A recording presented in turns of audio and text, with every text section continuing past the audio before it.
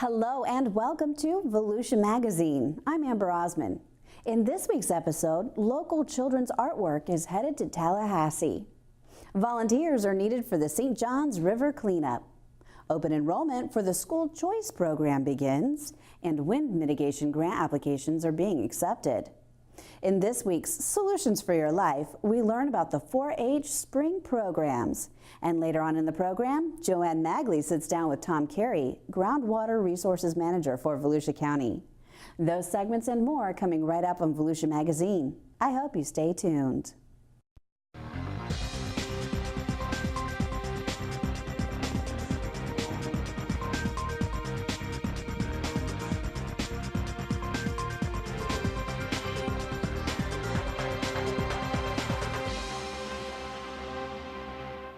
Children's Week is coming, and the annual event was heralded by hundreds of colorful paper hands waving around the rotunda of the Thomas C. Kelly Administration Center of DeLand. The hands were created by preschool children across the county. They're on their way now to Tallahassee's Capitol Rotunda, where they will join thousands of hands from across the state. Children's Week will be celebrated from March 26th to 31st to raise awareness about children's and family issues here in Florida. Its goal is to strengthen Florida's families by sharing a commitment to promote the health, safety, and well-being of our children. The week-long event in Tallahassee will bring together thousands of parents, children, professionals, policymakers, and community leaders to share valuable knowledge and information about children's issues. Community organizations that are spearheading Volusia County's participation in Children's Week include the Early Learning Coalition, Healthy Start Coalition, Community Partnership for Children, United Way, Head Start, Children's Advocacy Center, Children's Medical Services, the Department of Children and Families, Easter Seals, Boys and Girls Clubs, the Guardian Ad Litem Program, and others. The Hanging of the Hands is part of Children's Week, and we have it every year as a way of visibly and physically showing the legislature how many children their rules and changes and decisions make the effect that they have on that many children in our community. We like to help them see as they walk through that rotunda, they're making decisions every day that impact our children's lives, and the children don't vote. And so this is a great way of just reminding them as they're walking in the effect that they're having on children and the importance of what they're doing. The hands had a cheerful impact on those coming into the building and made for a festive atmosphere in which to celebrate children as we strive to meet their needs and ensure their future success. For more information about Children's Week, you can visit childrensweek.org. Get ready to get wet. The St. Johns River cleanup is coming and volunteers are needed. The annual event begins at 8 a.m. Saturday, April 22nd. Boaters, scouts, civic organizations, environmental groups, businesses, and individual volunteers are asked to join in the effort to remove trash and debris from the beautiful St. Johns River. Grab your sunglasses, a hat, and work gloves for this day of fun in the sun. And don't forget your sunscreen. Most sites allow for canoes, kayaks, and boats. And for those who want to walk the riverbank and wade through the water, you can do that too. Volunteers can choose from 6 starting points along the St. Johns River from Pearson to Geneva. Well, what it is it brings awareness to the importance of the river itself. It helps keep the river clean by having volunteers from Boy Scouts groups, civic clubs, citizens that want to come out and help keep the river clean for wildlife as well as recreational uses. A lot of it's important because a lot of people like to go boating, and if you have a lot of trash in the river, it makes it very difficult to navigate, not to mention wildlife that depends on the cleanliness of the river. You've got a variety of vegetation on the river that depends on cleanliness. The annual cleanup, coordinated by Volusia County's Environmental Management Division, draws attention to conservation efforts and helps keep the river safe and clean for the animals that live in it and the people who enjoy water activities in this majestic body of water. Well, we're hoping for a really great day, sunshine, warm weather, a lot of fun, and knowing that you're helping to keep our river clean. For more information and to register, you can visit volusia.org/cleanup. Registered participants will receive a beach towel and a bucket. Online applications are now available for parents who are considering enrolling their children in a public school other than their assigned zoned school next year. The new choice law, or controlled open enrollment, was adopted by the Florida legislature for implementation in the 2017-2018 school year. This new law allows parents to enroll a child in any school in the state of Florida. However, the choice is limited to the schools with capacity. Much of what we do here, and many of our families will know our controlled open enrollment process as the variance process. So some of these words can be used interchangeably: school choice, controlled open enrollment, variance. It's all the same thing. It means a mechanism by which you can apply to go to a school other than your zoned school or other than your assigned school. And like I said, we've had a process here in Volusia for decades.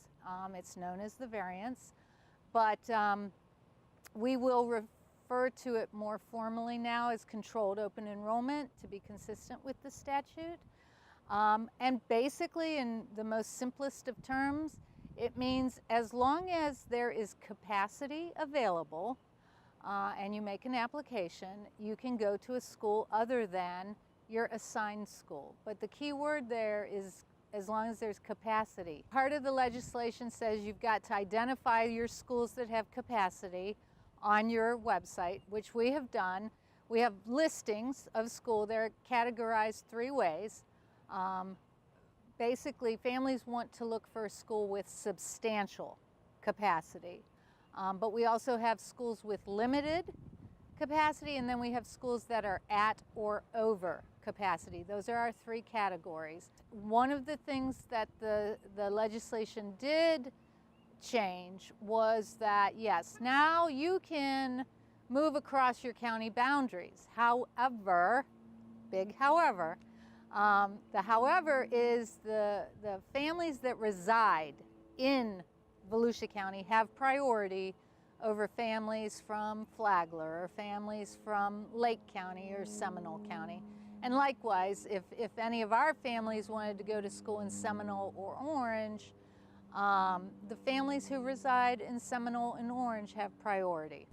School officials point out that one important change with this new law is the ability to apply online through Volusia County Schools' parent portal. If a parent is new to a district or does not have a parent portal account, paper applications are available at any school during normal school hours. The deadline to apply for the 2017-2018 school year is the last day of school, May 26th of 2017.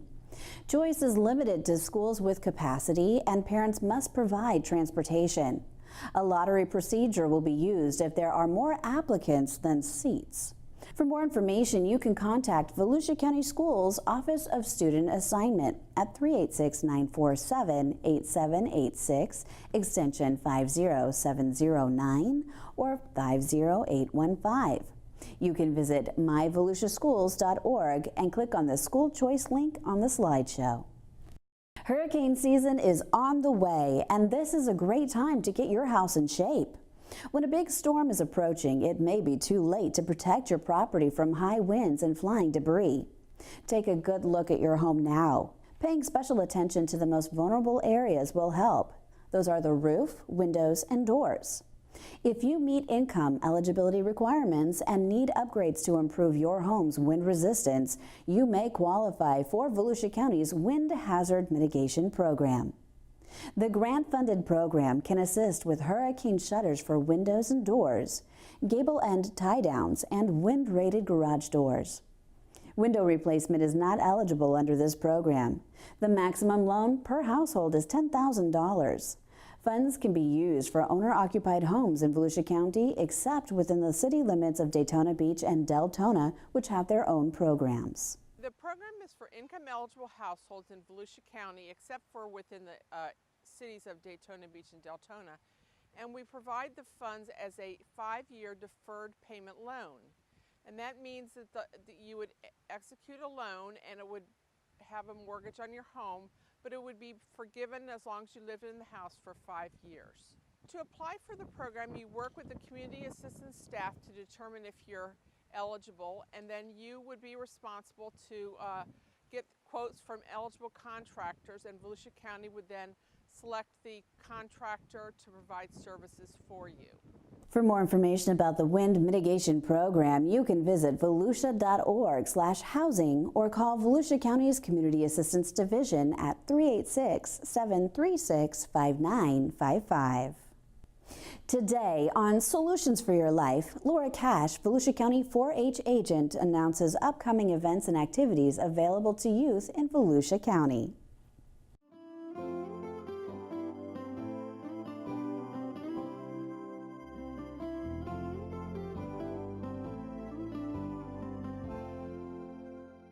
Hello, I'm Laura Cash, Volusia County 4-H Extension Agent with Solutions for Your Life. In this segment, we're going to look at some of the upcoming events for 4-H. 4-H is a countywide program made up of community clubs, in-school clubs, and after-school clubs. Youth study a variety of subject areas and participate in competitions, workshops, day camps, overnight programs, and community service. On the 23rd of March, youth from all over the state will travel to Tallahassee for the annual 4-H Day at the Capitol. 4-Hers meet their legislators and go on tours of the Capitol. On March 25th, 4-Hers from Lake, Seminole, Volusia, Orange, and Osceola counties involved in the Citrus Tree Project will attend the auction and awards program at the UF Apopka Research Center. Youth receive awards for their record books, trees, and knowledge tests. Buyers bid on the trees. Last year, the Grand Champion tree sold for $500. The Jim Yates Horticulturist Award and the John Jackson Scholarship are announced at this event. This year, we've had a tangerine, and next year, we'll have a Persian lime. SPIN, which stands for Special Interest, classes continue every Wednesday through May. The first Wednesday of the month is cooking class. The second Wednesday is sewing. The third is science and tech, and the fourth is teamwork and leadership. Also coming up are the state judging events in April. The meats judging teams and the livestock judging team will be traveling to Gainesville, so let's wish them luck. Our county events program takes place on April 15th. Youth showcase what they've been working on throughout the 4-H year. Competitions include public speaking, photography, graphic arts, canning, baking, sewing, and horticulture. We also have our Share the Fun variety show and the fashion review. The youth put on quite a show. Thursday afternoons, we offer our shooting sports program. We have finished our archery session, and now we're having air rifle. May brings our Area D Horse Show, a district-wide program for youth in speed, Western, and English divisions. The show hosts over 100 youth and is held at the Claricona Park in Apopka. District events takes place in May too. Youth take their blue ribbon speeches from their counties to compete at the area level competition. We will be hosting our very first livestock show on June the 3rd and 4th here at the Extension Office. It is called the Volusia County 4-H Showdown and features sheep and goats. On June 7th, we have a guest speaker coming to talk to us about butterflies, followed by a field trip to his garden. At the end of June, my favorite program, 4-H Ledge, comes. Its formal name is Legislature, and youth from all over the state go to Tallahassee to take on the roles of lobbyists, senators, representatives, and media correspondents. Teens write, sponsor, and debate bills and tour the Supreme Court and the District Court of Appeals. During 4-H University, the youth stay in the dorms on the campus of the University of Florida. The state is also offering a horticulture ID competition in June and a bug collection contest. Bug Week is May 20th through the 26th. Many summer overnight camps are available, and there will be day camps here at the Extension Office as well.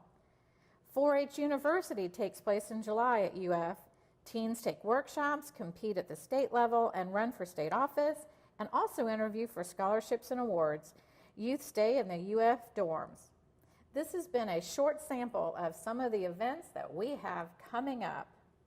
If you're interested in serving as a judge for our talent show, fashion show, photography contest, public speaking, and if you're interested in helping the kids by sponsoring events, please contact me at 822-5778, or my email is lcash@volusia.org.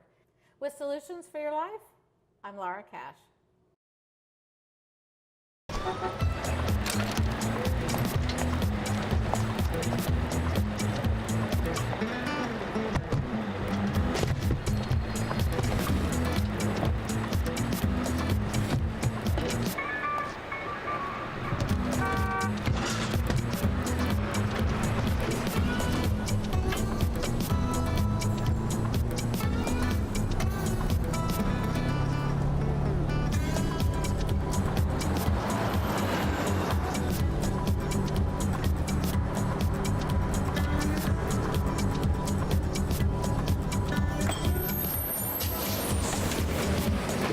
It's a short ride from your neighborhood to your naturehood.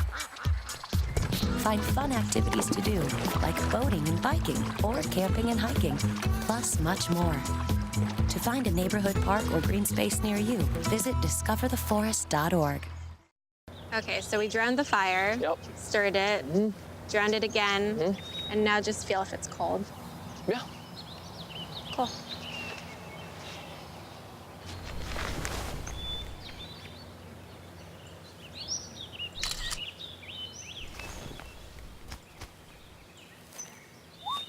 Smokey just gave me a bear hug. I know. I already posted it.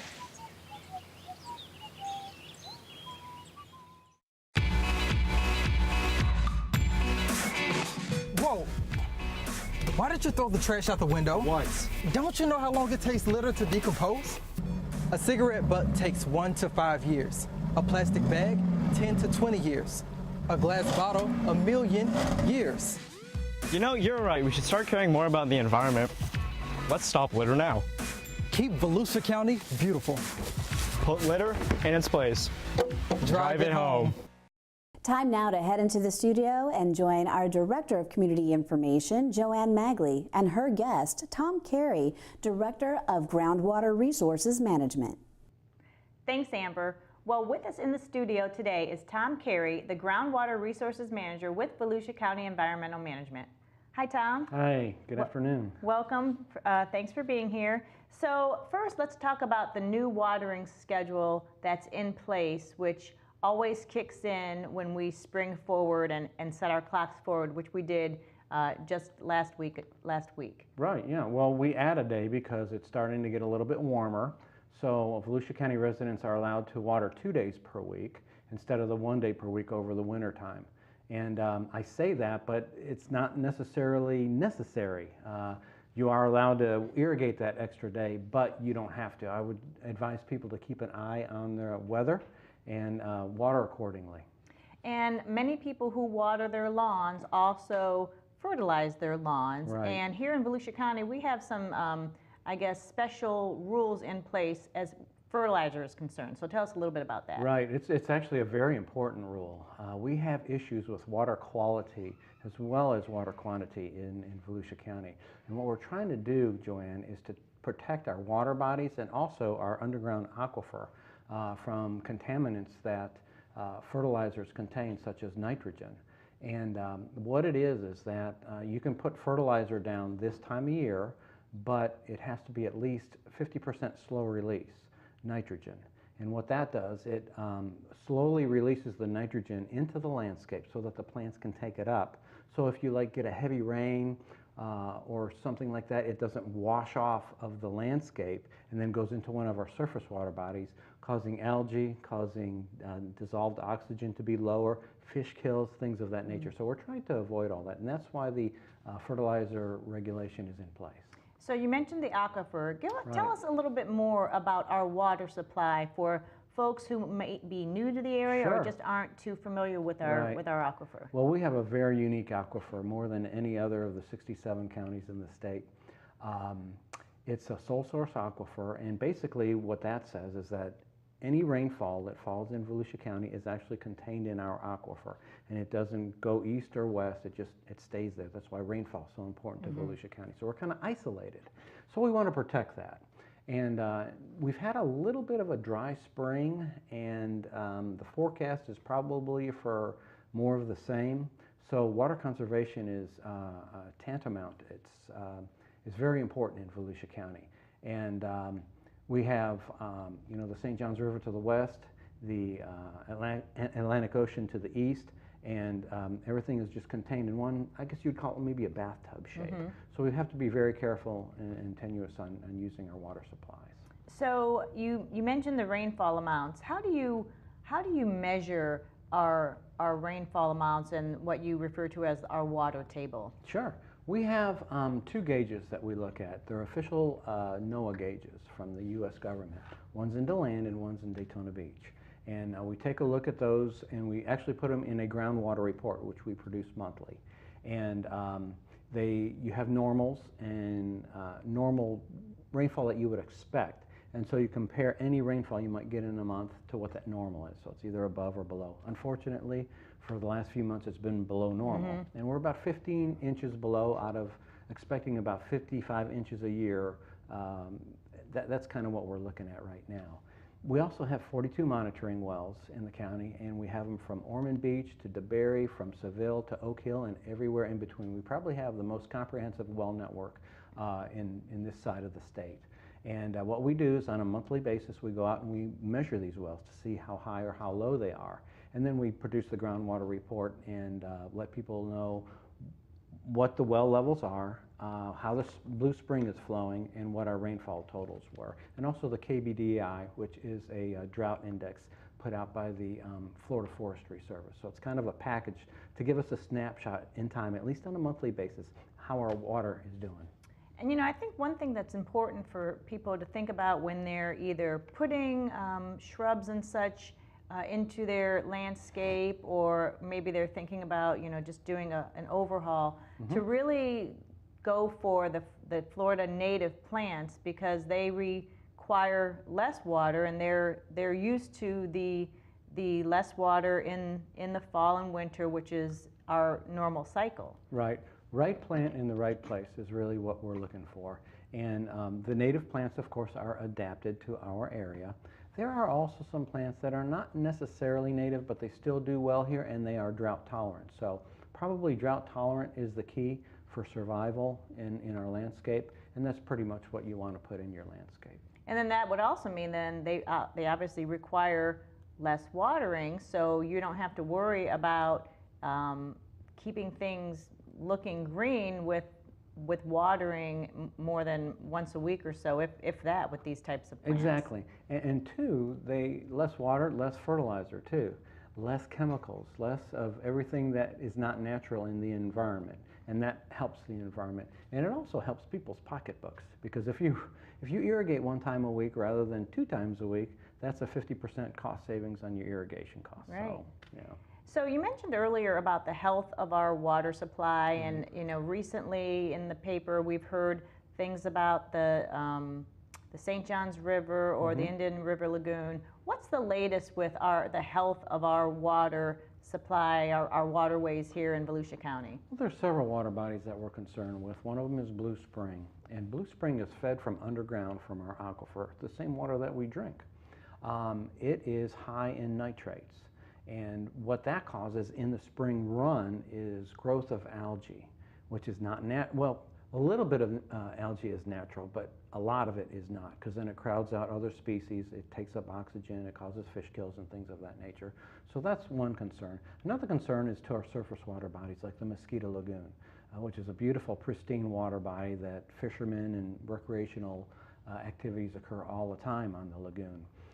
But it is also contaminated with mostly not only fertilizer, but also like septic tank leachate and a little bit of agricultural runoff.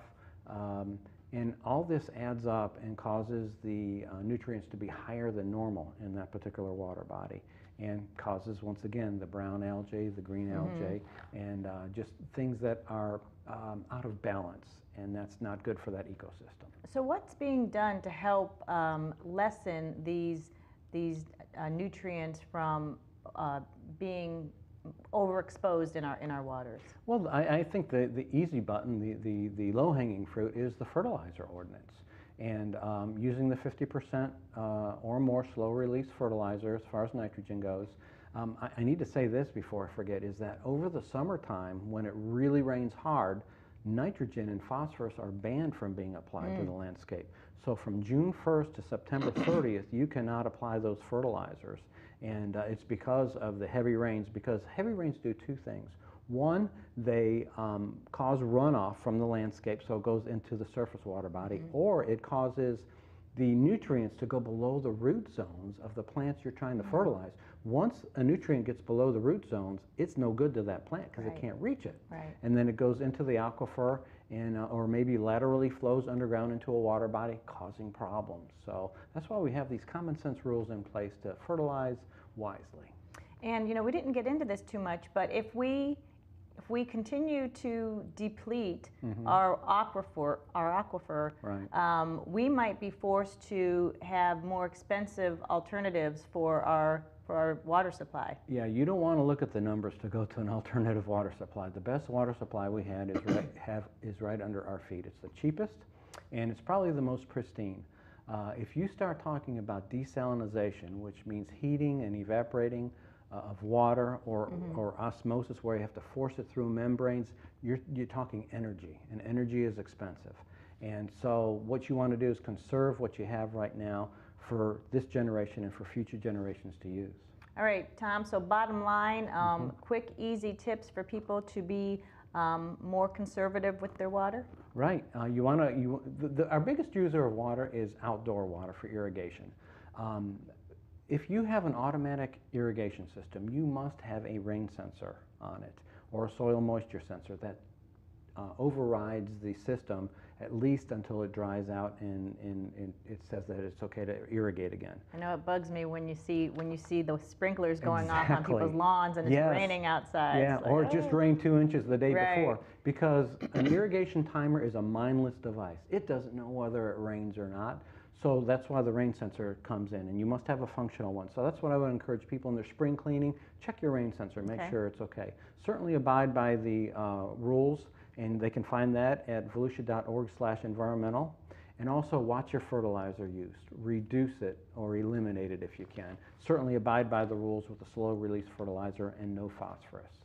All right, well, Tom Carey, the Groundwater Resources Manager with Volusia County Environmental Management, thank you so much for being here today. You're welcome. My pleasure, Joanne. Amber, back to you. Thanks, Joanne, and thank you, too, for watching Volusia Magazine. If you have any questions about the show, you can feel free to give us a call at any of the numbers you see listed here, or you can log on to volusia.org and click on the News tab at the top of the screen to find us. Incidentally, you can find the County Council's meeting calendar there too. In fact, you can use volusia.org to find out about meeting dates, workshops, topics of interest, activities, and how you can become involved. And we hope you won't forget to listen to Volusia Today. That's Volusia County Government's weekly public radio broadcast. Volusia Today airs every Tuesday, Wednesday, and Sunday mornings on the local radio stations you see on your screen. For Volusia Magazine, I'm Amber Osman, and I hope you have a wonderful evening.